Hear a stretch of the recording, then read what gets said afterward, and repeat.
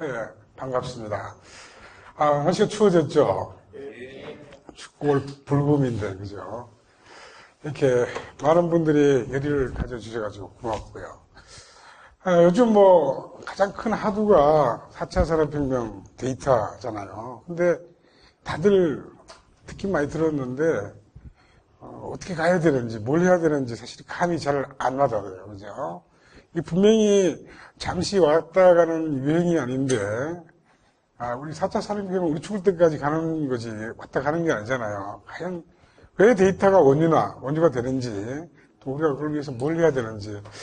좀 어려운 얘기인데, 제가, 옛날에는 그 엔지니어들을 위한 자료를 많이 만들었다. 요즘은 다들 윗분들, 데이터가 상 어려운 부분인데, 윗분들이 이해하도록 만들려고 하다 보니까 만화 스타일로 재밌게 비유를 해서 누구나 공감할 수 있는 그런, 어저께는 제가 청계중학교 학부모님을 대상으로 강의를 한 적도 있습니다. 요즘 중학교 1학년 300명 모아놓고 강의도 하고, 요즘 강의의 폭이 상당히 넓어졌습니다. 재밌는 식으로 한번 강의를 해보도록 하겠습니다. 네, 제가 오늘 드릴 말씀은, 빅데이터는 잘 알고 있는 거고, 빅데이터 분석이 생각만큼 상당히 오래됐는데, 생각만큼 효과가 잘 안 나오고 있습니다. 왜 그런가? 돌파구가 뭔가? 그 생각을 좀 같이 해보도록 하고요. 과연 4차 산업혁명하고 맞물려가지고 빅데이터가 무슨 역할을 해야 되느냐라는 측면하고, 결국에는 4차 산업혁명, 이전의 산업혁명이 원유에 의해서 모든 것이 됐다면 데이터가 원유라면은 도대체 어떻게 해야 원유가 될 수 있느냐라는 생각을 해보도록 하겠습니다. 그리고 1차적으로 그런 원유를 만들기 위해서는 기업에 있는 데이터도 중요하지만은 국가에 있는 많은 데이터들을 엮어가지고 원유를 좀 만드는 작업부터 시작을 해야 됩니다. 그래서 요즘 제가 국가기관의 육분들하고 이런 얘기를 좀 많이 하면서 좀 공격을 싫은 소리를 좀 합니다. 이런 얘기를 해요. 10년 후에 생각해보자. 지금 준비를 안 했다가 10년 후에 다시 오늘을 봤을 때 준비를 안 한 오늘과 10년 후에 어떤 후회를 할 자신이 있느냐. 제가 그런 얘기를 좀 합니다. 그래서 공공데이터를 시작으로 국가가 좀 지원을 해서 어떻게 원유를 만들까. 그 얘기를 좀 하도록 하고, 이러한 시대에 새로운 생태계가 만들어져야 되고, 그 생태계의 리드 역할을 우리들이 해줘야 되겠다는 차원의 얘기를 좀 하도록 하겠습니다. 먼저, 돌파구에 대한 얘기를 좀 해보도록 하죠. 요즘 빅데이터란 말을 워낙 많이 들어서 시골 할머니도 또 초등학생들도 알 정도로 누구나 다 아는 얘기입니다. 귀에 딱지가 앉았는데, 근데 문제가 심각한 거는 그게 떠드는 만큼 뭔가 피부에 와닿지를 않습니다. 그래서 어떤 사람은 이 또한 지금까지 수많은 IT 사조처럼 또 유행처럼 왔다 가는 거 아니냐라는 그런 생각을 하게 됩니다. 과연 왜 그럴까요? 그죠? 왜? 도대체 뭔 이유가 있어서? 데이터의 문제냐? 솔루션의 문제냐? 아니면 전문가가 없어서 그러냐? 아이디가 부족한가? 도대체 문제가 뭘까? 생각을 한번 해보도록 하죠. 그렇다면 빅데이터 미래가 도대체 어떻게 될까? 모르죠. 빅데이터 분석해보면 나올까요? 분석 다 나온다는데. 이게 무슨 자죠? 반 이상 가렸지만 누가 봐도 S자죠. 이것도 뭡니까? 일본 보여도 S자입니다. 자, 저는 지금까지 인생을 살면서 남이 안 간 길을 먼저 가려고 애를 많이 썼어요. 지나고 나면 맞지만 그 당시에는 정말 두려울 수밖에 없습니다. 그렇지만 저는 요즘 말하는 많은 사람이 질문을 합니다. 무슨 근자감 가지고 갔냐 이렇게 얘기하는데 저는 사실은 단순하게 생각했어요. 세상은 반드시 가야 되는 쪽으로 간다라는 것이고 어떤 사조가 생긴 S자의 모양을 알고 있으면은 지금 밑바닥에 있더라도 언젠가는 S자는 S자 모양을 가게 된다라는 거죠. 그러면은 우리의 빅데이터 이 S자 모습이 어떻게 생겼느냐만 이해를 하면은 지금 우리가 어느 위치에 있을 뿐이고 어차피 앞으로는 어떻게 간다라는 것은 명확해진다고 생각을 해요. 그런 의미에서 원래 그렇습니다. 이 곡선을 보면은 이 S자의 S가 크게 되면은 밑바닥도 길게 되는 거죠. 어쩔 수 없이 작은 선에 비해서. 자, 활주로에서 비행기가 뜹니다. 비행기가 올라가는데 큰 비행기일수록 활주로를 멀리 나게 됩니다. 다시 말해서 지금 우리가 가는 사전은 작은 비행기가 아니라는 얘기입니다. 큰 비행기이기 때문에 큰 S자를 그리고 있다라고 생각을 하셔야 된다는 겁니다. 자, S자의 구체적인 모습을 한번 보도록 하죠. 5단계로 S자의 포지셔닝을 할 수가 있는데, 첫 번째 단계는 소위 말하는 빅데이터가 뭐냐라고 떠들던 단계입니다. 소위 말해서 빅마우스들이 떠들던 단계죠. 수많은 사람들이 하도 떠들어가지고 이거는 한 200점 맞았습니다. 모르는 사람이 없을 정도로 충분히 달성했습니다. 두 번째 단계는 뭘까요? 두 번째 단계는 성질 좀 급한 사람들이 우리도 좀 해봐야지 해가지고 큰 회사들 빅데이터 플랫폼을 만들어가지고 거기 데이터 좀 부어가지고 R이나 파이썬을 가지고 좀 돌려가지고 통계 처리해보는 뭐 이런 정도의 처리는 했는데 요것 또한 한 150점 정도 맞았습니다. 요즘 대기업들 안 해본 데 없거든요. 자, 1단계, 2단계는 100점 이상을 잘 맞고 왔다고 저는 생각을 해요. 문제는 세 번째 단계가 뭐냐는 거죠. 세 번째 단계는 바로 프로분 단계입니다. 다시 말해서 어떤 비즈니스 도메인에서 누군가 해서 떼돈을 버는 케이스가 나와야 되는 거죠. 그러면은 가라 마라 하기도 전에 알아서 다 가게 돼 있습니다. 이게 문제는 지금 위치가 바로 이 위치인데 요걸 이렇게 밀어 올리기가 만만치 않다는 거죠. 요것만 밀어 올라가면은 나중에 쉬워진다는 겁니다. 문제는 누가 이걸 밀어 올려줄 거냐라는 문제가 지금 있다는 얘기죠. 누구겠습니까? 바로 잔다르크가 있어야 됩니다. 잔다르크. 세상의 시대를 바꾸려면은 저절로 세월이 지나면 가는 게 아니고 그걸 옮겨내는 사람이 있어야 됩니다. 그거는 기술도 아닙니다. 솔루션도 아닙니다. 저는 사람이라고 생각해요. 이 사람이 있어야 되는데 이것만 되면은 저절로 가라 마라 하지 않더라도 많은 사람들이 알아서 갑니다. 가게 되면은 저절로 미래 사회로 갑니다. 그렇다면은 결국에는 뭐냐? 문제의 핵심은 바로 검증입니다. 가치 검증이죠. 가치 검증이 뭡니까?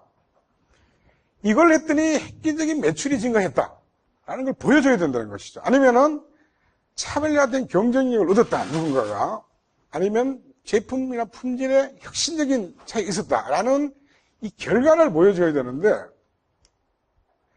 결국에는 그것은 수많은 경쟁사 중에서 한 회사가 군계 일학처럼 날아가면 됩니다. 끝장이다. 끝났다는 얘기죠. 여러분 생각해 보세요. 제 나이 또래의 우리 시골에, 제가 예천이 고향인데, 예천하면은 김진호 양궁장이 있습니다. 김진호가 어쩌다가 양궁을 한번 우승을 하니까 대한민국에 20년 동안 남녀가 올림픽을 휩습니다. 박세리가 어쩌다가 LPGA 우승하고 나니까 몇십 년 동안 LPGA 한국 여자들이 휩습니다. 저는 한국 사람들을 믿습니다. 남자를 때리는 거 두고 못 봅니다. 이런 하나 케이스만 나오면 저절로 말려도 갑니다. 그래서 저는 우리나라 사람들은 옛말에 속담에도 있지 않습니까? 안미장에 가면은 걸음이라도 상에 치고 가겠다. 이게 무조건 갑니다. 그래서 누군가가 군계 일학처럼 이 증명을 해주면은 나머지는 저절로 모든 일이 다 해결될 거라고 생각을 합니다. 자, 빅데이터 시대, 또 4.0, 산업혁명 4.0, 어차피 피해갈 수 없습니다. 피한다고 피해지질 않습니다. 옛말에 그런 말 있죠? 피할 수 없으면 즐겨라. 어차피 우리가 생이 이쪽이라면은 이거는 당연시하고 넘어가야 된다고 볼 수 있는 거죠. 자, 여기서 잠시 빅데이터에 대한 고정관념을 좀 깨보자는 겁니다. 사람들이 용량이 큰 것이 빅데이터라고 생각하는데 용량이 큰 걸 빅데이터로 생각하시면 안 된다는 거죠. 코끼리가 이름이 왜 코끼리입니까? 코가 긴 놈이라는 얘기죠. 그죠? 근데 사실 코끼리는 코만 긴 게 아니고 이빨도 길고 엉덩이도 크고 몸집도 크고 다 큽니다. 키도 크고. 그죠? 대표적으로 코가 길다는 것이 크다는 것이지 코만 긴 게 아니다. 그죠? 마찬가지로 빅데이터는 대표적인 게 빅데이터, 큰 데이터라는 얘기지 큰 데이터만이 빅데이터가 아닙니다. 뒤에 그 말씀 드리겠지만 실제 분석에 쓰는 데이터는 빅데이터는 없습니다. 비정형 데이터 없어요.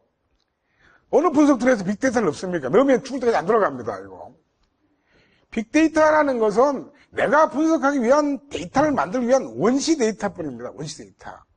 지금까지 재료를 못 구해서 그 여러 재료 중 썩는 재료 중에서 못 구해서 못 넣었던 재료를 만들어내는 그 안에 한참 앞에 있는 원시 데이터뿐인 겁니다. 이게. 빅데이터 안 가지고도 분석할 수 있는 데이터 나오면 그걸 만들면 되지. 미쳤다고 빅데이터 합니까? 빅데이터만이 모든 걸 해결해 주지 않는다는 사실입니다. 그래서 많은 사람들이 빅데이터가 뭐 SNS 데이터? SNS 분석해봐야 단어 수 몇 개인 것밖에 안 나옵니다, 이거. 그죠? 비정형 데이터만이 빅데이터가 아니다는 얘기죠. 반정형 데이터, 우리가 많이 쓰고 있던 정형 데이터, 다 빅데이터에 들어가는 것이라는 생각이죠. 그래서 생각을 양이 크고 비정형이 빅데이터라는 이 생각 자체를 버려야 된다는 겁니다.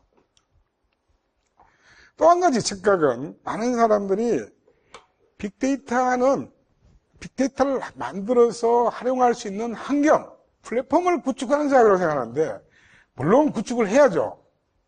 구축을 해야 되지만 구축하는 사업은 기초 단계에서 기초일 뿐이지 그것이 빅데이터 사업이 아니다. 그죠? 그거는 하기가 가장 기본적인 단계일 뿐이다라는 건데 사람들이 온통 이거 만들기만 하면 다 저절로 거기서 겁나오라 뚝딱 되는 줄 알고 있는데 정말의 말씀이라는 겁니다.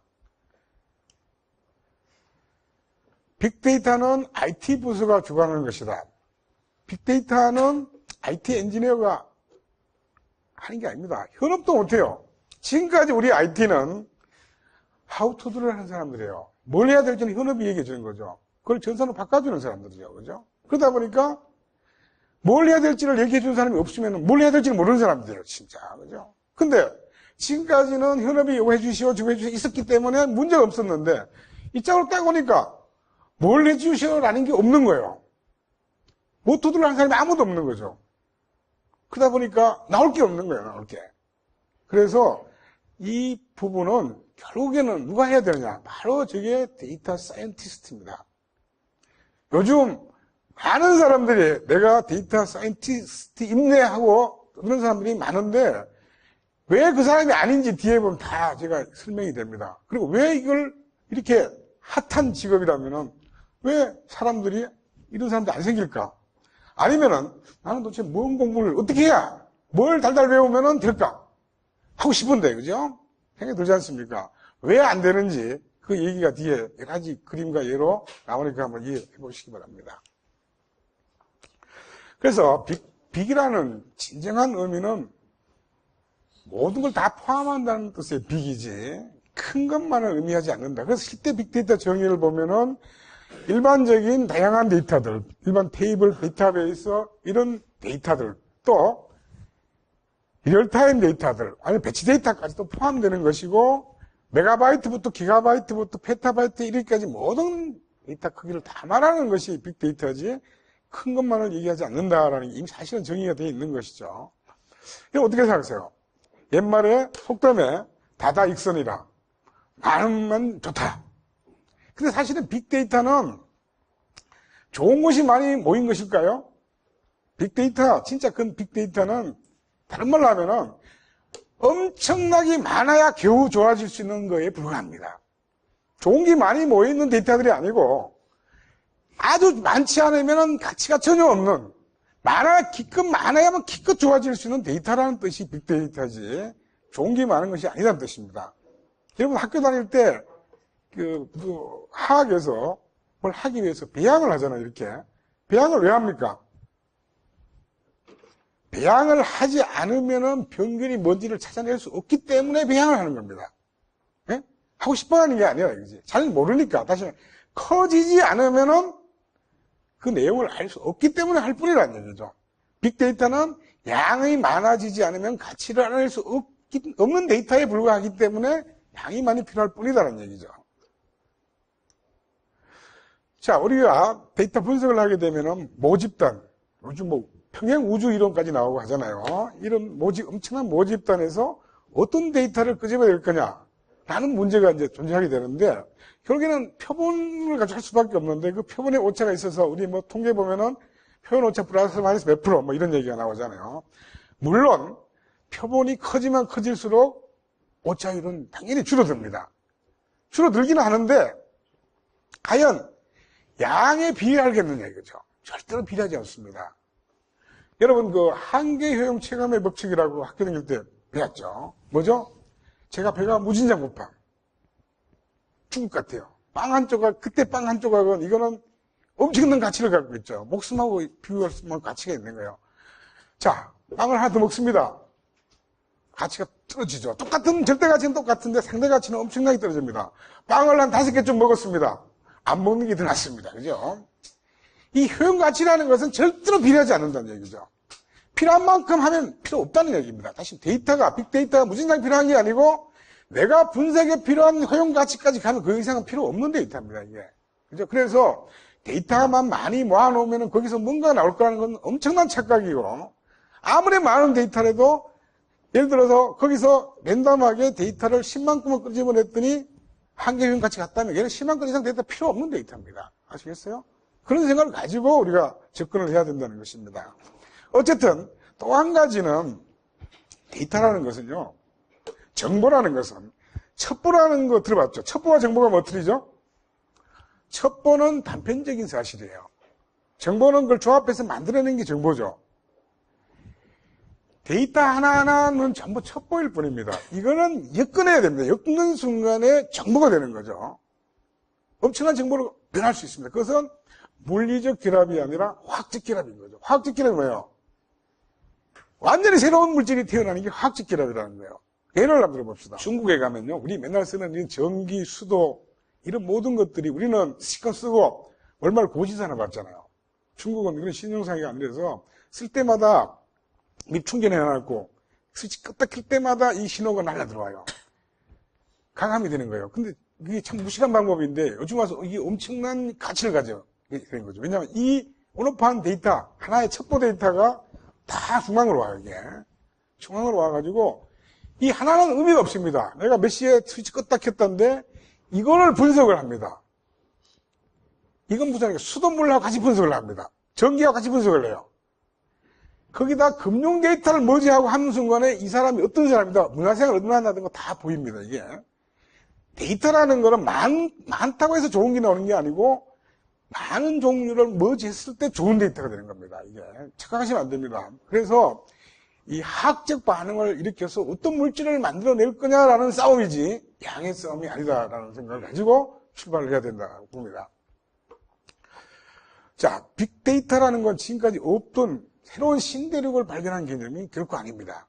빅데이터라는 것은 실제는 이미 있던 우리 집 근처 깨울에 있던 어마어마한 쓸데없는 자갈들입니다. 이게 빅데이터예요. 물론 여기에도 아주 극소량의 철분이나 이런 강물이 들어가 있습니다. 문제는 여기서 뽑아서 하기에는 채산성이 안 맞는 거예요. 채산성이. 엄청나게 끌어모아가지고 엄청난 돈을 들여가지고 끄집어내야만 기껏해야 금덩이 요만큼 끄집어내기 때문에 그래서 안 쓴 거예요. 안 쓴 거. 그래서 지금까지 어떻게 했느냐 하면은 금강맥을 찾아가지고 강산에 가서 이미 함량이 높은 놈을 끄집어와서 그 놈을 가지고 금을 만들었던 거죠. 그죠? 이게 지금까지 우리 쓰던 데이터들이에요. 그죠? 문제는 이미 확보되어 있는 금맥이 한정이 돼 있다 보니까 어딘가 쉽게 구할 수 있는데 문제는 뭐죠? 답은 채산성입니다. 만약 예를 들어서 엄청난 장비가 들어가고 엄청난 어떤 기계장치가 있어가지고 옛날에 저 자갈 가지고 이 채산성 있게 하는 돈에 100분의 1, 1000분의 1, 만분의 1 돌 가지고도 끄집어낸다면 내가 굳이 강맥을 찾아 헤맬 이유가 없겠죠. 그죠? 그래서 빅데이터라는 거는 옛날에 있던 이 데이터의 채산성이 안 맞으면 못 쓰던 데이터가 기술이 발전하면서 채산성이 나오기 때문에 이 데이터를 갖다가 이제는 쓰자라는 상황이 바뀌었을 뿐이지 새로운 종류의 데이터가 나타난 것은 아니라는 거죠. 그래서 정말 중요한 것은 그래서 이런 재련시설을 만드는 것도 중요합니다. 만들어 쓰죠. 그죠? 그래서 플랫폼을 만드는 것도 물론 중요하긴 합니다. 그렇지만은 재련소를 만들어놨다 해가지고 모든 게 다 끝나는 게 아니라 정말 중요한 것은 여기서 뭘 재련해낼 거냐는 겁니다. 이게 싸움이거든요.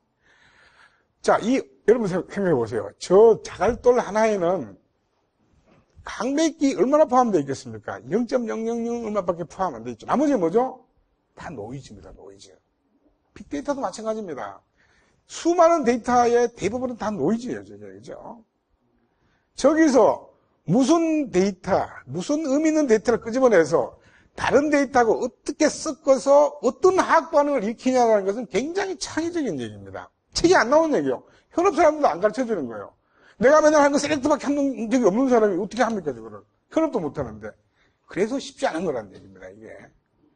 자고 일어났더니 하나님이 계시를 해주느냐, 이거죠. 책이 나옵니까? 안 나옵니다. 그래서 잘 안 되는 거예요, 이게.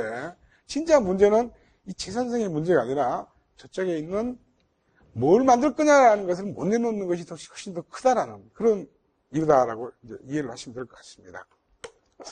자, 지금까지 우리는 스트럭처드 데이터를 가지고 이제 OLTP 시스템을 운영을 하다가 전통적인 EDW를 만들어서 ODS, DW, 마트 뭐 이렇게 만들어가지고 이걸로 일정량의 BI를 해왔습니다. 자, 저는 이 음식에다가 굉장히 많은 비유를 하는데 지금까지 우리가 쓰던 저 데이터는 요리 입장에서 비유를 하게 되면 주재료라고 제가 많이 비유를 합니다. 그걸 만든 이 음식은 맨날 우리가 먹는 주식이라고 보시면 됩니다. 맨날 먹는 주식. OLTP 하나도 안 들어가면 큰일 나겠죠. 맨날 먹는 주식이고 저쪽에 있는 BI는 가끔씩 우리가 기분 나면 먹는 만찬, 외식 정도로 이해하시면 됩니다. 근데 우리 외식 안 하는 사람 없죠. 한 번씩은 먹죠. 돈 좀 들여가지고. 그 정도로 대부분의 회사들은 이건 하고 있는 거죠. 요것도 명확합니다. 해야 돼요. 안 할 수 없습니다. 그래서 이 정도는 다 잘 돌아가고 있는 상황인데 여기에다가 옛날에 안 쓰던 데이터들, 각종 머신 데이터, 텍스트 데이터 뭐 이런 데이터들을 가지고 아까처럼 최선성 있게 정제를 해서 안 쓰던, 못 쓰던 그런 미지수를 또 만들어 오자. 저는 이걸 부재료라고 표현합니다. 부재료. 그리고 우리 회사 바깥에 있는 데이터, 공공 데이터라든가 서드파티 데이터들, 이런 데이터들을 가지고 다른 미지수를 만들어 와야 되겠죠. 상수를 만들어 와야 되겠죠. 이거를 조미료라고 이렇게 비유를 해보자 이거죠. 그러면은 우리가 음식을 만들 때는 주재료만 가지고 만들 수도 없고 부재료만 가지고 만들 수 없는 거죠. 주재료, 부재료, 조미료가 섞여야만 만들어지는 거죠. 자, 이렇게 만들기 위한 모든 정보를 만들어서 이거를 큼지막한 창고에다 넣습니다. 이것을 옛날 EDW보다 확장되어 있는 요즘 데이터 레이크라고 부르잖아요. 데이터 레이크를 만들어 놓고 그걸 가지고 이제 분석을 하기 위한 여러 가지 분석 플랫폼을 이용을 해서 완전히 차원이 다른 이런 어드밴스드 분석을 해내야 됩니다. 이것은 최고급 요리라고 제가 표현했습니다. 최고급 요리는 뭐냐면은, 우리가 외식할 때 오랜만에 하자 해가지고 뭐 10만원짜리, 20만원짜리 먹는 이거는 외식이고 한 끼에 수백만 원 하는, 수천만 원 하는 음식이 있다면은 이거는 우리가 함부로 먹어볼 수 있는 음식이 아닙니다. 이거는 차원이 다른 음식이죠. 다시 말해서 똑같은 분석한 분석의 요리는 요리인데 지금까지 우리가 먹던 BI는 외식 정도라고 보면은 이거는 초특급 요리라는 얘기죠. 평생에 우리가 한번 먹어볼까 말까 하는 정말 상류층이 먹어보는 그런 정도 요리라고 이해를 하셔야 된다는 거죠. 자, 이런 요리를 어떻게 만들 거냐라는 문제가 있을 건데 저는 데이터 크기로 보면은 이 부재료 쪽이 제일 크겠지만은 데이터를 분석하는 사람 입장에서 요리라는 입장에서의 포지션을 보면은 아무래도 주재료가 60이고 부재료가 30이고 조미료가 10입니다. 여러분들 맨날 먹는 삼계탕 주재료가 뭐죠? 3하고 육개, 그죠? 부재료는 뭡니까? 대추, 밤, 뭐 이런 거잖아요, 그죠? 조미료는 뭡니까? 후추, 소금 이런 거잖아요. 누가 보더라도 60%는 주재료고 30%는 부재료고 20%는 조미료입니다. 그죠? 세상 이치가 이렇게 되어 있는 거죠. 그래서 이런 개념으로 데이터를 준비해서 가야만 종합적인 고급 요리를 만들 수 있다라는 그런 개념에서 그림을 볼 수 있을 겁니다. 자, 그런데 대부분의 회사에서 지금 일어나고 있는 분석의 실태가 어떠냐라는 걸 다시 그림을 보죠. 자, 주재료 데이터는 관심 없습니다. 지금 고다 해놔야 되는데 고다 하려니까 너무 신경 쓰죠. 마스터 데이터도 막 정비하고 해야 되는데 못합니다. 할 시간도 없어요. 놔둔 상태에서 자, 우리 회사에서 가지고 있는 일부의 비정형 데이터, 아니면 외부의 일부 데이터를 받아서 아주 초기 단계의 빅데이터 플랫폼을 구축을 해놓습니다. 마치 파일럿 개념처럼 해놓고 난 다음에 이걸 가지고 각종 분석 툴을 가지고 요리를 해먹습니다. 자, 요 요리는 어떻게 비유를 해야 되냐면은 저는 이렇게 비유를 합니다. 지금까지 재료를 못 구해서 못 먹어봤던 단품 요리다. 이렇게 표현을 합니다. 단품 요리. 근데 단품놀이 예를 들어 우리 고래고기 한 번을 못 구하죠. 상황이 바뀌어가지고 고래고기를 구했어요. 고래고기 먹어봤더니 맛있네. 맛있다는 것까지는 맞습니다. 분명히 느껴요. 옛날에 몰랐던 걸 알게 됩니다. 이 정도 분석해보면은. 근데 거기 끝이라는 거죠. 고래고기 맛있네? 끝. 없어요. 맛있어 어떻게 하자는 거야? 고래고기 맛있다고 우리 식생활이 바뀝니까? 문화가 바뀝니까? 바꿀 게 없어요. 그래서 지금 우리가 하는 거는 구해서 못 먹어보던 재료 가지고 만든 단품놀이 만드는 것이 지금까지의 빅데이터가 해온 실태였다는 겁니다. 그죠? 자, 여기까지는 왔습니다. 오다 보니까 사람이 이제 고래고기까지 먹어봤고, 자, 이걸 이용해서 좀 더 정말 식문화를 바꿀 수 있는 정도의 뭔가 없을까? 이런 생각을 이제 니즈가 바뀌기 시작한 거죠. 그래서 요즘에 이렇게 니즈가 조금씩 바뀌어가고 있는 걸 저는 피부로 느껴요, 우리 같은 회사는. 자, 처음에 출발할 때는 남들 다 하는 거, 우리도 해야지. 우리도 빅데이터 한다? 이 소리 하려고 열심히 이제 만들었어요. 그지? 만들었는데, 속으로는 기대를 합니다. 큰 기대를 했는데 해보니까 급실망입니다, 이게. 여기까지 왔는데, 왜 그럴까라고 열심히 고민을 해보니까, 역시 결론은 식재료 문제구나, 라고 생각을 하게 됩니다. 요즘 많이들 느끼고 있습니다. 그래서, 식재료와 그 재료를 가지고 진정한 품질이 다른 요리를 해낼 수 있는 셰프, 이걸 데이터 사이언티스트라고 합니다. 셰프의 문제구나라는 것까지 사람들이 이제 인식을 하기 시작했습니다. 그런데 이쪽에 플랫폼을 만드는 거는 돈 좀 들이면 됩니다. 돈 좀 들이면 되고, 요즘 대부분은 오픈소스로 다 돼 있어가지고 조금 팀 하면 다 만들어내요. 맨날 셀렉트 하던 사람이나 신기술이지, 그 대단한 기술이 아닌데도 불구하고 사실은 이건 다 만들어내거든요. 근데 사실은 기술적으로는 사실 굉장히 어렵다는 거죠, 현실적으로. 자, 그래서 현실을 감안했을 때 저는 크게 두 가지 방향 중에 한 가지로 빅데이터 분석의 접근 방향을 잡으시라라고 두 가지 방향을 얘기해 줍니다. 첫 번째 방향은 일단 먼저 데이터를 키핑을 해놓고 열심히 키핑하는데 일단 그 주안점이 있는 거죠. 만들어 놓고 나중에 그걸 가지고 이렇게 재처리하듯이 열심히 분석해서 쓰자.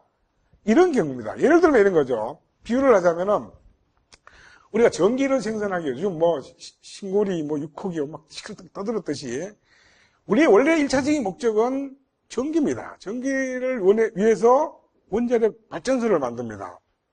전기를 썼어요. 뭐가 남습니까? 핵 폐기물이 남는 거죠. 이걸 함부로 쓰레기통에 버렸다가 난리가 나죠. 저장을 안 할 수가 없습니다. 그러니까 다시 말해서 어떤 회사는 비즈니스 프로세싱을 하면서 생기는 데이터들을 버리면 안 되는 데이터들이 많아요. 이런 데이터들을 보관해야 되는 데이터는 마치 핵 폐기물처럼 버리면 안 되는 게 있습니다. 이거는 가장 큰 이슈가 버리지 못하다 보니까 어떻게 합니까? 싸고 안전하게 어떻게 저장할 거냐라는 요구가 상당히 클 수밖에 없는 거죠. 이걸 RDB에도 다 담아놓을 수 없지 않습니까? 옛날처럼 테이프에 담아가지고 맨날 걸어놓고 밤샘 작업하고 이거 할 수 없잖아요. 그래서 어떻게 하면은 싸고 안전하게 저장을 할 거냐라는 게 일단 우선순위고, 이렇게 열심히 쌓아놨다가 이 쓰레기가 아니죠, 사실은. 핵폐기물처럼 말이 폐기물이지. 요즘 북한이 뭔 짓을 하고 있습니까? 이거 해가지고 핵 재처리해가지고 이 전기보다도 훨씬 더 센 걸 만들어내잖아요. 그죠? 마찬가지입니다. 데이터를 저장해놨다가 나중에 이걸 잘 분석해서 핵무기 같은 걸 만들어낼 수 있도록 가자. 이건 나중에 가자. 일단은 먼저 저장하자. 이쪽에 포커스 잡혀 있는 회사는 이쪽으로 가시라는 얘기입니다. 이쪽으로 가시라는 얘기고, 우리는 그렇게 할 필요가 없다. 그런 데이터를 꼭 키핑해야 될 그런 책임과 의무가 없다 하는 회사는 일단 오른쪽 방법으로 가시라라고 제가 얘기를 합니다. 오른쪽 방법은 뭐냐면은, 제가 우리 직원들 가끔 이런 얘기를 합니다. 우리 직원들이 해야 될 역할이 뭐냐? 이는 안견이가 되어야 하느니라. 제가 이런 얘기를 많이 하고 다닙니다. 안견이가 누구죠? 김홍돈 말고 안견. 안견이가 뭘 했죠? 안견금 딱 떠오르는 게 있어야죠. 목류도원도. 목류도원도가 뭐 하는 그림이죠? 목류도원도는 왕이 꾼 꿈을 그린 그림입니다. 목류도원도는. 자, 제가 뭔 얘기를 드리려고 그러냐면은, 왕은 꿈을 꿨는데 꿈은 그야말로 추상적입니다. 느끼만 있는데 표현을 못해요. 왕이 자기가 무슨 미술을 배우고 화가도 아닌데 그 추상적인 것을 표현해낼 수가 없는 거예요. 마음은 있고 뜻은 있는데 안견이는 그림을 표현해낼 수 있는데 꿈을 꾼 게 없어요. 둘 다 모자라서 그걸 표현을 못하는 거죠. 드디어 왕건과 왕이 만났습니다. 안견이가 왕의 마음을 이해를 해가지고 그림을 그립니다. 왕이 딱 봤더니 이게 내가 꾼 꿈이야. 이게 바로 목류도원도 아닙니까? 다시 말해서 현업이 지금 왕인데 왕이 꿈만 가지고 있어요. 꿈만. 추상적인 꿈만 가지고 있단 말이에요. 이렇게 하시오라고 뭐 말을 그리시오, 대지를 그리시오라고 할 수가 없는 거예요, 지금. 그냥 꿈만 있는 거예요, 그죠? 꿈만 있는데 문제는 누군가가 안견이가 돼가지고 왕이 원하는 꿈을 그래서 이렇게 그려야 됩니다라고 내줄 수 있는 안견이가 없으면 절대로 목류도원들은 나타나지 않는다는 겁니다. 그죠? 자, 이걸 누군가 먼저 찾아야 됩니다. 찾아낸 다음에 요 꿈을 이루기 위한, 목류도원들을 이루기 위한 일단 데이터. 일단 저장하고 이런 거 하지 말고 그 요리를 만들 수 있는데 필요한 데이터가 있을 거란 얘기죠. 학교 다닐 때 우리가 왜 수학 본무사 문제를 풀 때 보면은 문제가 서술식으로 돼 있잖아요. 그럼 뭘 먼저 해야 됩니까?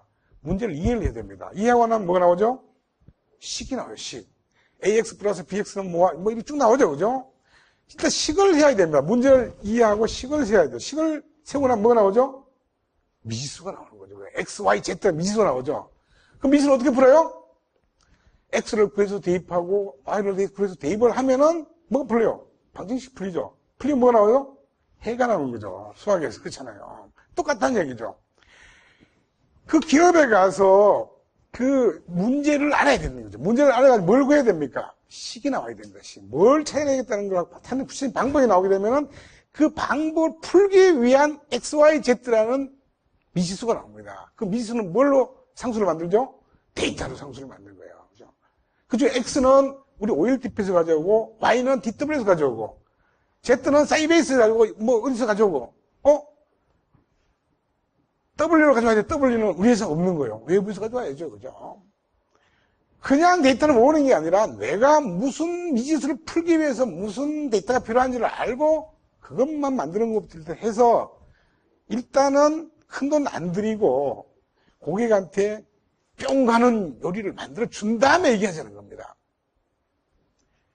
다른 회사 다 만들어. 우리도 엄청난 데이터 돈들이 만듭시다. 해봐야 씨알이 안 먹힙니다. 이거. 그죠? 그래서 이런 식으로 접근을 해서 여러분들 왜 이제 마트 가면은 시식 코너에서 어떤 데가 막 고기 막 주잖아요. 왜 주겠습니까? 눈물 먹고 줍니다. 먹어보고 사시라고. 그죠? 마찬가지입니다. 고객한테 저 맛있는 정보 보여준 다음에 하게 만들어야 된다 이거죠. 그것부터 시작하는 것은 맞다고 생각이 듭니다. 그러려면은 가장 먼저 뭘 해야 돼? 안견의 목류도원부터 그래야 된다는 겁니다. 자, 여기까지 말씀을 드리고, 자, 작금의 시대는 저성장 시대입니다. 그 잘 나가던 중국조차도 현격하게 떨어집니다. 이게 몇 년 지나면 옛날처럼 7%, 10% 절대로, 우리 죽을 때까지 절대로 안 옵니다. 영원히 안 올지도 몰라요. 앞으로 절대로 고성장 시대는 안 옵니다. 특히 한국은 더 심합니다. 우리는 더 심할 수밖에 없어요. 작은 나라에서 자원도 없기 때문에 더 심할 수밖에 없습니다. 자, 여러분, 집을 보면은 큰 기둥이 4개가 있어야 집이 쓰죠. 그죠? 대한민국의 큰 기둥은 저는 제주라고 생각하는 사람입니다. 반도체, 철강, 자동차, 조선, 이런 반도체 같은 이런 기업들이 기둥이 돼가지고 우리나라를 지탱하고 있는데 문제는 얘들이 지금 심각한 균열을 일으키고 있다는 거죠. 물론 어저께 뭐 삼성전자 반도체가 엄청나게 돈 벌었다지만 그거는 오래 가는 게 아니라 이 수요 공급에 어떤 오차 때문에 생길 뿐이지 절대로 오래 간다고 저는 생각 안 하고 제가 중국 사업을 좀 하는데 중국 엄청나게 따라오고 있습니다. 절대로 장기적으로 봤을 때는 균열되고 있는 게 틀림없어요. 저는 우리 경제를 어떻게 보느냐 하면 나무에다 비유를 하는데 제조업을 저는 나무 뿌리라고 생각해요. 나무 뿌리인데 뿌리는 가장 중요한 역할을 하지만 땅속에 묻혀 있습니다. 솔직히 그렇지 않습니까? 글로벌 경쟁력 있는 산업이 뭐가 있어요? 제조밖에 없어요, 지금. 금융이 뭐 미국 가서 뭘 합니까? 통신이 미국 가서 해요? 뭐가 있어요? 의료가 가요? 교육이 갑니까? 내가 볼 때는 대한민국에서 글로벌하고 싸울 수 있는 유일한 것이 바로 제조입니다, 제조. 그 제조가 뿌리인데, 그 제조가 조그마한 나라에서 돈 벌어온 돈을 뿌리에 있는 자양분으로 해서 그 위에 금융이 달리고 교육이 달리는 거죠. 그죠? 열매가 달려 있는 거예요. 근데 뿌리가 우리가 간이 뭐 몇 프로까지 남아 있으면은 사는데 지장이 없는 것처럼 뿌리가 지금 시들고 있더라도 당장 열매가 떨어지지는 않아요. 근데 우리 눈에는 뿌리가 잘 안 보이다 보니까 사과 보고는 아주 그건 괜찮은데 여기 딱 지금의 상황이라고 저는 생각합니다. 이게 그죠? 자, 여기까지는 괜찮은데 지금은 그런데 이 뿌리가 안 성하면은 이게 5년 후, 10년 후가 되면은 결국엔 어떻게 될 거냐라는 것은 사실은 불을 뿜듯이 너무나 저는 뻔하다고 생각을 합니다. 그렇잖아요. 자, 이거는 피할 수 없는 상황인데 이런 상황이 분명히 오고 있다는 것이고 이런 상황에서 우리가 앞으로 가야 될 길이 뭐냐라는 걸 제시하고 제가 재밌는 예를 하나 그림을 그려봤습니다. 자, 이 서울 시내 교통 상황의 지도 그림인데 이거 해결해야 되죠. 해결하는 방법이 두 가지가 있겠죠. 첫 번째 방법은 뭐겠습니까? 예를 들어서 어떤 도시가 이걸 해결하기 위해서 도로를 넓힙니다. 지하철을 뚫어요. 왕창 뚫습니다. 길이 넓어지고 교통이 좋아지겠죠. 당연히 좋아집니다. 문제는 돈이 어마무지하게 든다는 얘기죠. 좋아지겠지만. 자, 근데 다른 도시는 이걸 해결하기 위해서 다른 방법을 선택합니다. 돈이 너무 많이 드니까 신호체계를 기능화시키고 차 안에다 무슨 센서를 부착해가지고 여러 가지 정보를 통해서 개선을 합니다. 제가 그 휴일에 사실 골프를 치러 다녔는데 제일 짜증나는 도시가 혹시 이 방송에 대해서 나가면 안 되는데 용인 시내 지나갈 때 짜증 엄청납니다. 새벽에 차 한 대도 없는데 가는데 따로 놀다 보니까 차 한 대도 없는데도 불구하고 한 신호마다 서가지고 기다리는데 정말 열불 납니다. 열불. 자, 이런 거를 개선을 하면은 돈을 100분의 1, 1000분의 1 드리고도 오히려 이쪽보다도 더 나은 걸 개선한다면은 어느 미친놈이 이렇게 하겠냐 이거죠. 그죠? 이쪽 방법을 쓰겠죠. 그렇지 않습니까?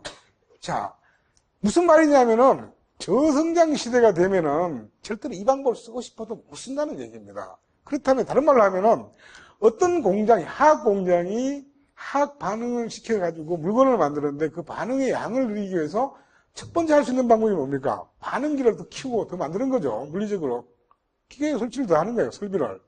자, 이런 방법을 쓰는 게 하나 있고 또 한 가지 방법이 있죠. 어떻게 합니까? 거기에다가 기가 막힌 촉매를 딱 떨어뜨려요.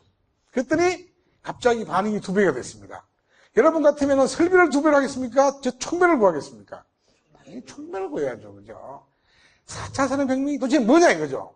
옛날처럼 사이즈 키우자 이런 싸움이 아니라 저 사이즈를 안 키우고도 기가 막힌 촉매를 만들자라는 것이 어떻게 보면 4차 산업혁명의 핵심이라고 보시면 됩니다. 그래서 우리가 촉매는 ICT 플러스 데이터라고 얘기하는 거죠.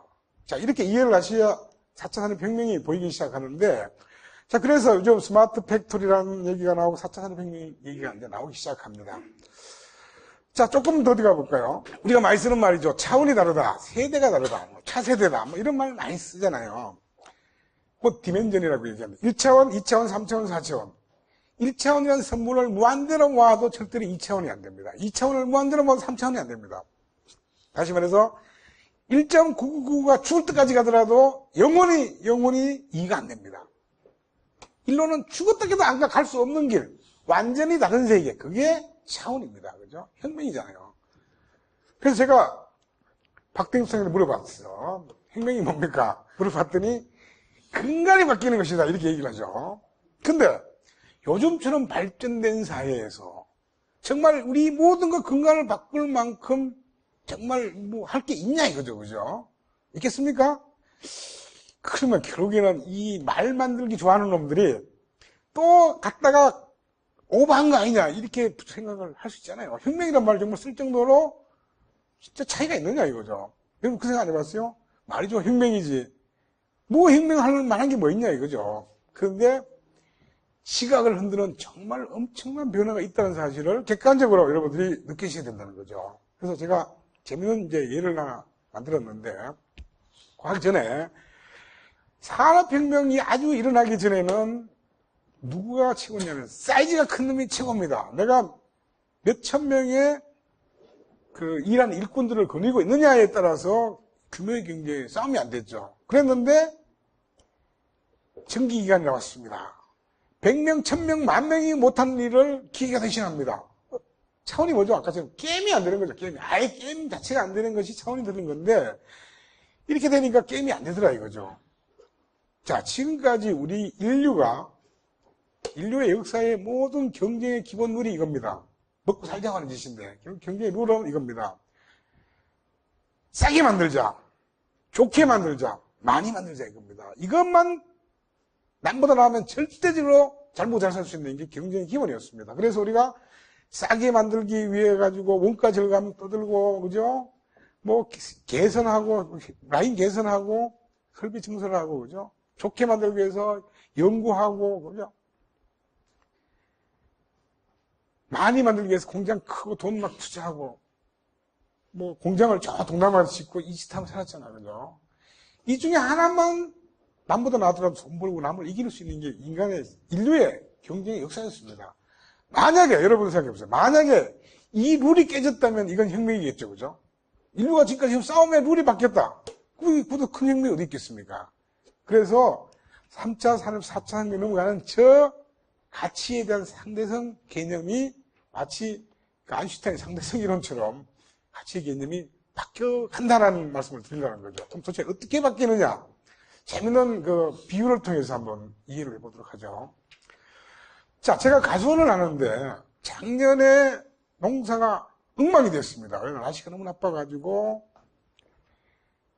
저품질의 사과를 소량밖에 생산을 못하고 병충해가 많아가지고 엄청나게 비용은 많이 되었습니다. 최악입니다, 최악. 그죠? 그랬는데 웬걸 올해는 완전히 대박을 난 거죠.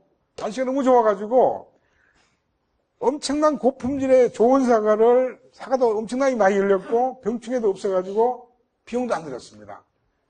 둘이 게임이 안 되죠. 그럼 원래 떼돈 벌었어야 되죠, 그죠? 떼돈 벌었겠습니까?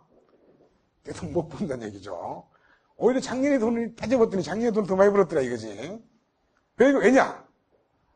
다시 절대 가치가 중요한 게 아니라 가치는 상대 가치이기 때문에 내만 우리 집 사과만 좋은 게 아니고 남 사과도 다 그렇다 이거죠. 그래서 돈을 못 법니다.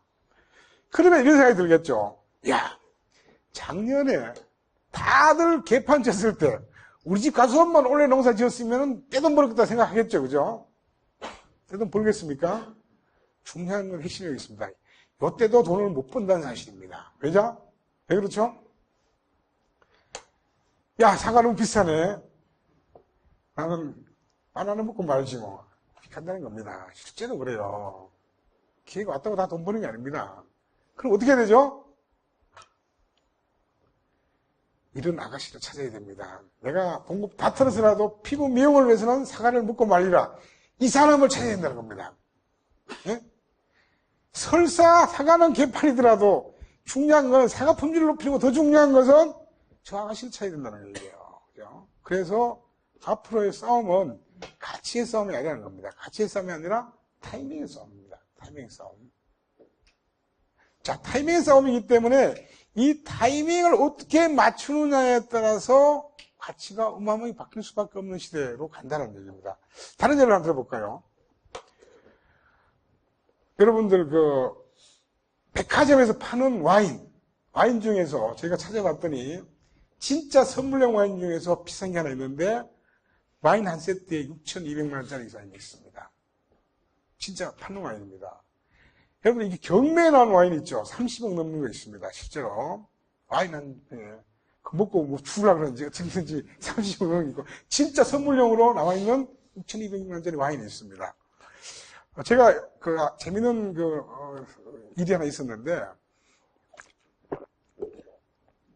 제 친구 한 놈이, 혹시 공채랑 보신 분들은 봤는지 몰랐지만, 골프장에 가보면은, 18729라는 팩만 내가지고, 와인 이렇게 써있는 거 많이 나와 있는데, 제 친구 하는 건데, 그게 18월 70부터 치라고 해야지, 1879인데, 그 친구가 한 35년간 이 와인 수입을 하다 보니까, 이탈리아 어디서 남작칭호까지 받았어요.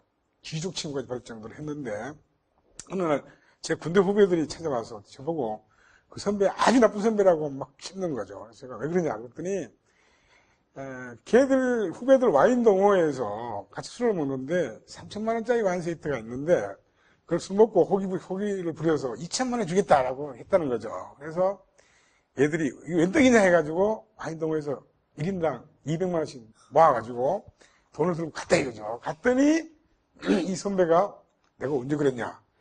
그래서 저한테 와가지고 일러준 거죠. 우리 선배, 그 선배 나쁜 사람이라고. 시키면 제가 뭐라고 그랬겠습니까? 야, 2천만 원 주고 사먹겠다 니도 미친놈이고, 그 파는 놈도 미친놈 아니냐. 제가 그랬어요. 우리가 보면은 미친놈이죠. 그죠? 그런데 세상에는 미친놈이 있더라 이거죠. 진짜로 있습니다. 그게 팔죠. 그죠?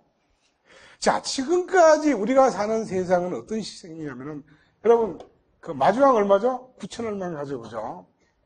5만 원 정도 와인이면 꽤 좋은 와인이지 않습니까? 남보다 좀 좋은 와인 5만 원짜리 만들어가지고 이걸 많이 만들어요. 그래서 많이 팔죠. 그죠? 그러면 돈 벌고 그래서 광고하고 난리 치잖아요. 그죠? 그래서 지금까지는 남보다 좀 좋은 와인 만들어서 많이 팔면은 돈 번다는 이런 경쟁의 원리를 살았어요. 그랬는데 따져봤더니 6,200만 원짜리 한 병 파는 것보다 이쪽이 사실 이익으로 따지면 2,000병 팔아도 한 병 파는 값을 못 따라가더라고요. 그죠? 그죠? 다시 말해서 좋고 싸게 좋은 것을 싸게 많이 만든다 해서 물론 돈을 못 버는 건 아닌데 정말 돈을 많이 제대로 벌려면은 5만 원짜리 와인 많이 파는 것보다도 6,200만 원짜리를 저 미친놈한테 파는 것이 훨씬 낫다라는 겁니다. 실제로 그죠? 자, 그래서 자. 이게 이제 가능했다는 얘기죠. 여러분, 그 TV 나오는 그 탤런트 중에서 요즘 자주 나오죠. 또라이몽 사러 간 그 심영탁이라는 친구 알죠? 저 이상하게 생긴 저 고양이 인형을 사기 위해서 고양이 인형에 몇십 배를 들여가지고 비행기를 타고 일본 가서 사옵니다. 우리가 보면 미친놈이죠, 사실. 그죠? 죄송합니다. 자, 미친놈인데, 쟤한테는 엄청나게 중요한 거죠. 여러분, 뭐 아이폰 뭐 첨단 거 살라고 뉴질랜드로 나갔다는 사람 있죠? 있습니다, 세상에는. 자, 문제는 그걸 이름하여 덕후라고 부릅니다, 우리가. 덕후. 요신적으로 덕후를 찾아내야 되죠. 사실은 우리가 이 덕후를 찾아내기 위한 노력을 안 한 건 아니에요. 뭘 했죠? 소위 말하는 CRM이라는 걸 통해서 지금까지 해왔어요. 그런데 택도 없더라는 거죠. 택도 없어. 왜냐하면은 CRM을 하면 저 덕후를 찾을 줄 알았는데 데이터가 전화번호, 주소 이딴 거밖에 없어요. 전화번호 아무리 분석하고 주소 아무리 분석해도 덕후는 찾아지지 않습니다. 그죠? 여러분들 구글이나 알리바바가 왜 저 짓을 하는지 알아요? 데이터를 지금 모으는 건데 우리가 기껏해야 전화번호 이거 개인정보라 이거 감춘다고 하면 될 것 같죠? 이거 아무 데이터도 아니에요. 솔직히 말해서 사기친 놈한테는 중요할까 모르지만 정말 중요한 데이터는 이게 아니라 내가 뭘 좋아하고 뭘 행동을 하는지라는 것은 다시 우리 와이프만 아는 나 특성을 객관적으로 알아낸다는 건 상당히 어렵잖아요. 그죠? 지금 이미 구글만 하더라도 우리 여행 가게 되면은 내가 뭘 좋아하고 어디에 뭐가 있는지 마치 내 오랫동안 10년 동안 내 옆에서 두던 비서처럼 나를 알고 해줍니다. 이런 엄청난 정보가 없고는 절대로 이 덕후를 찾아낼 수 없어요. 덕후를. 지금까지 하는 CRM 데이터 가지고는 하늘 두 쪽 나도 못 찾아내는 거거든요. 이제는 가능해진 거죠. 이제는 아까 말했듯이 내가 스위치 하나 껐다 켰다, 수도 하나 틀었다 냈다 이런 데이터를 딱 끌어모아가지고 정말 고급 강화를 하면은 덕후를 찾아낼 수 있다는 얘기예요. 그거를. 자, 문제는 참 힘들게 바늘구멍처럼 덕후를 찾아냈어요. 야, 이 친구 와인 좋아하더라고. 사기를 치죠. 마주왕 들고 가서 6천만 원 내. 어느 미친놈이 마주왕, 아무리 내가 와인에 한장한 놈이지만은 마주왕 들고 6천만 원 내겠습니까? 오히려 걔는 정말 까다롭겠죠. 하늘에 두 쪽 없는 6천만 원짜리를 살만한 그런 가치 있는 난생 처음 보는 와인이 아니고는 절대로 마주왕 가지고 6,200만 원 주지 않는다는 얘기입니다. 그런데 지금까지 우리는 그런 제품을 만들 수가 없어요. 만들려면은 어마무시한 R&D를 해야 되고요. 테스트하고 공장 세워가지고 광고하고 하다 보면 한 2년 걸려요. 자, 2년 걸려가지고 하나 만들어가지고 입신에 200만 주고 팔았어요. 그거 어떻습니까? 그죠? 한 6천억 들여가지고 6,200만 원짜리 하나 팔어? 말도 안 됩니다. 못하는 거죠. 옛날에 이걸 모르는 게 아니라 알아도 할 수가 없다. 다시 덕후를 찾을 수가 없었고, 덕후가 뿅 가는 마인을 만들어줄 수가 없었다는 얘기예요, 사실은. 근데 이제는 가능해졌습니다. 데이터 쪽이 아까처럼 수많은 데이터를 모으면은 덕후가 찾아지더라는 것이 가능한 시대가 됐고, 이거는 소위 말하는 ICT가 가능해진 거죠. 각종 시뮬레이션, 가상, 여러분들 이 스크린 골프, 이것도 앞으로 조금 더 가면 골프장 없어질지도 모르죠. 똑같으면, 그죠? 그 솔루션 만든 놈도 지가 공이 어디 갈지 몰라요. 그잖아요. 만약에 우리가 완벽한 시스템 가상 환경 구축해가지고 된다면은 핵 실험할 필요 없습니다. 거기서 핵 실험하면 되죠. 그죠? 된다면은. 자, 그렇다면은 돈 몇 천분의 일 들이고 시간 몇 천분의 일 들이고도 할 수 있다면은 이제는 돈 덜 들이고 그놈은 딱 맞는 6,200만 원짜리 와인을 만들어줄 수 있다고 생각해 봅시다. 만들어주고 덕후를 근데 아까 전에 얘만 만들면 못합니까? 덕후가 없으면 못했죠. 못 팔죠. 그죠? 그래서 이 두 개가 딱 매치가 되는 순간에 깜짝 놀랄 만한 가치가 나온다는 거죠. 깜짝 놀랄 만한 가치가. 그래서 결국에는 아까 말씀드렸어요. 산업혁명 4.0은 뭐냐? 바로 ICT 플러스 데이터라는 얘기가 이렇게 나온다는 얘기입니다. 그래서 데이터라는 얘기죠. 자, 중요한 것은 바로 이겁니다. 이쪽은 그죠? 정말 똑똑한 누구들이 바꿔갑니다. 여러분들은 황해 법칙이라고 들어봤죠? 황해 법칙. 시간이 얼마 지날 때마다 반도체의 이게 얼마씩 줄어든다는 거 있죠. 다시 말해서 우리 수많은 전자제품은 제일 새 거 사는 순간에 이게 제일 꼼을 드는 거죠. 이제 앞으로. 이만한 스피드로 변해갑니다. 내가 아무리 터미네이터가 돼가지고 과거로 돌아가가지고 미래에 발전시킬 놈들을 다 죽여도 세상은 갑니다. 그죠? 막을 수가 없습니다. 여기는 똑똑한 누군가가 가고 있는데 저쪽은 갈 사람이 없어요. 지금 밸런스가 안 맞는 거예요. 여러분들은 일로 갈 겁니까? 저로 갈 겁니까? 저쪽으로 가야지 당연히. 그죠? 그래서 저는 참 다행이라고 생각해요.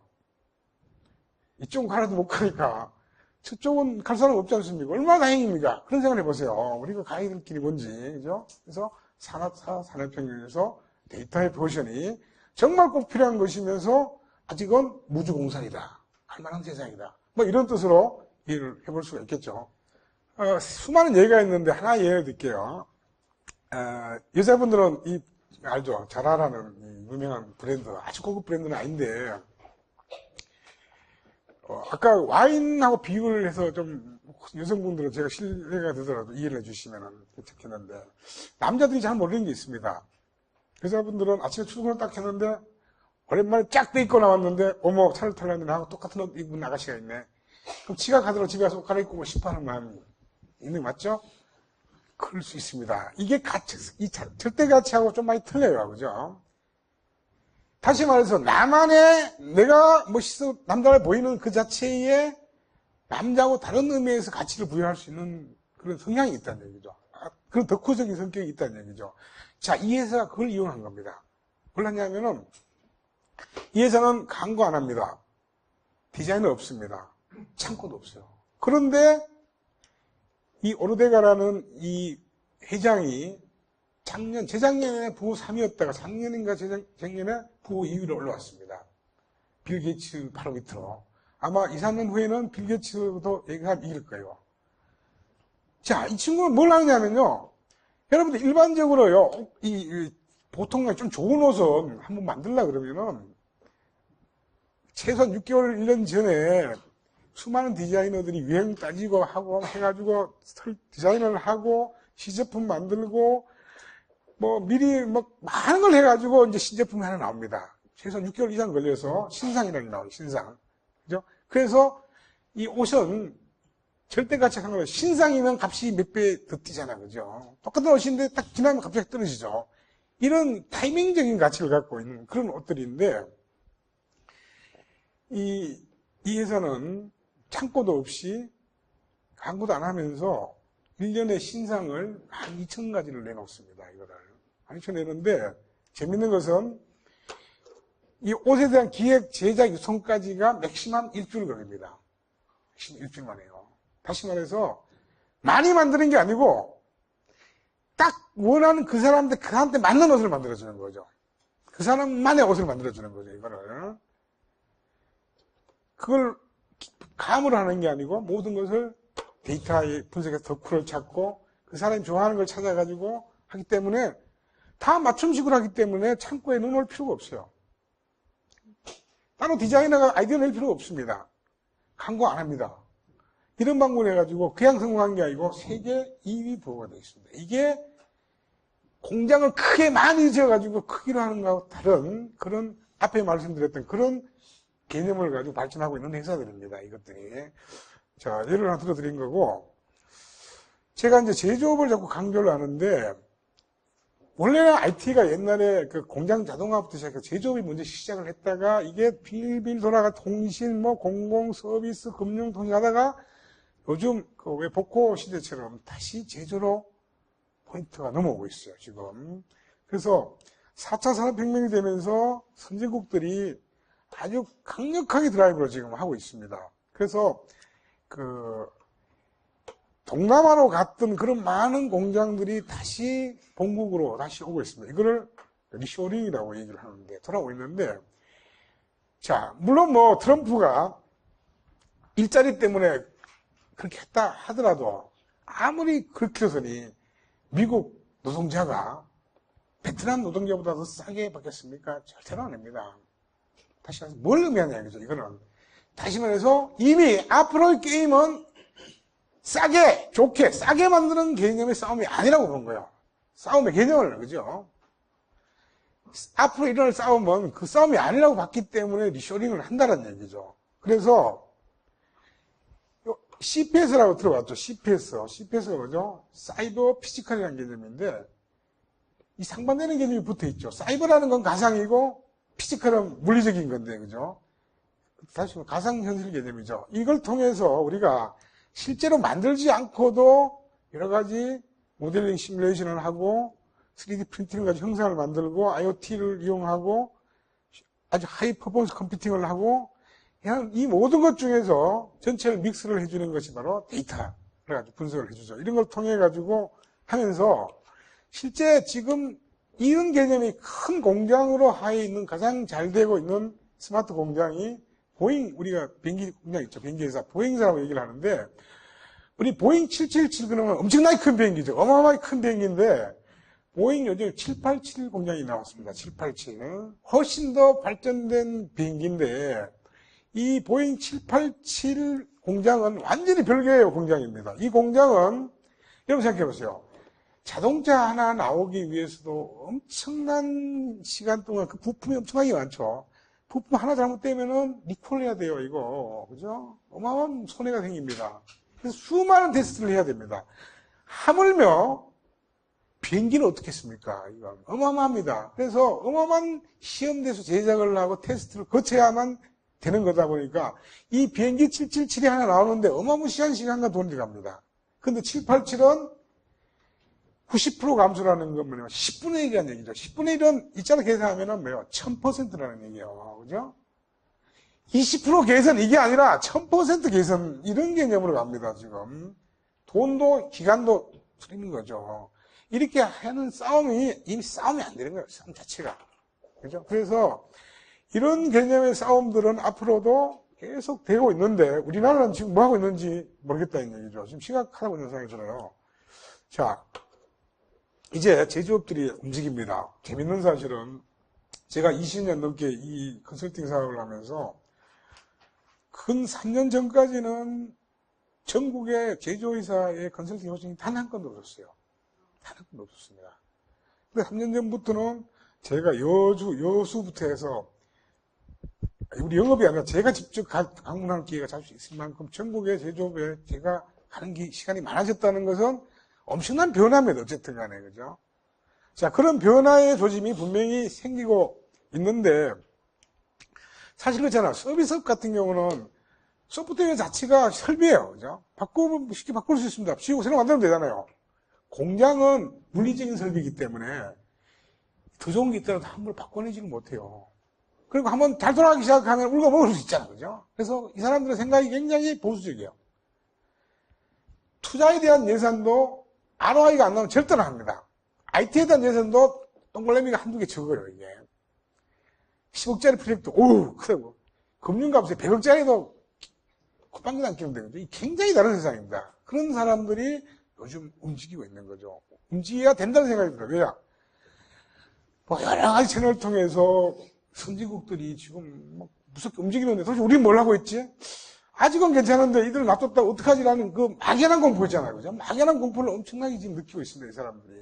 그래서 변화의 조짐이 지금 보이고 있다라는 것이고, 그래서 이런 변화를 통해서 가야 되겠다고 생각을 하는데, 아까 제가 말씀드렸던 이 CPS의 조화에 의해서 되는데, 저는 어떤 생각을 하냐면은, 데이터라는 것은, 여러분들 생각해 보세요. 손, 발, 이런 수많은 장기들이 있잖아요, 우리 몸에, 그죠? 독립적인 기능을 하는 장기들이 있잖아요. 그 장기를 서로 연결해주고 움직이게 하는 게 뭡니까? 그게 핏줄이라는 얘기죠, 핏줄, 그죠? 저는 데이터를 그렇게 표현하고 싶어요. 데이터는 이런 ICT에 관련된 여러 기능들을 서로 유기적으로 움직이고 살아있게 만들어주는 혈관이다라고 이렇게 표현을 하고 싶어요. 그죠? 그래서 데이터라는 것은 뺄 수가 없는 요소다는 얘기죠. 이쪽 부분에서.